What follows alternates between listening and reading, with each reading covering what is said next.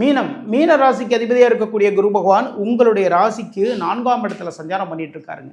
ஓகேங்களா? இந்த டயத்தில் தாயினுடைய உடல்நிலையில் ஏதாவது சிறு சிறு பிரச்சனைகள் இருந்தால் கூட அதில் பார்த்தீங்கன்னா நல்ல ஒரு முன்னேற்றம் ஏற்படும். வீடு வாங்கலாம்னு நினைக்கிறீங்களா? இந்த டயத்தில் ஒரு வீடு வாங்கலாம். வாகனம் வாங்கலாம்னு நினைக்கிறீங்களா? தாராளமாக வாகனம் வாங்கலாம். ராசி அதிபதியுடைய பார்வை ராசி அதிபதியுடைய பார்வை 7ஆம் பார்வை உங்களுடைய ராசிக்கு தொழில் ஸ்தானமான 10ஆம் இடத்தில் பதிகின்றது.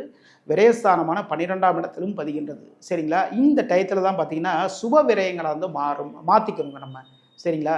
கையில் காசு இருக்குது. இதை நம்ம வேறு ஏதாவது ஒரு செலவுகள் பண்ணாமல் வீட்டுக்கு தேவையான வீட்டுக்கு தேவையான ஆபரணங்கள் வாங்கலாம்.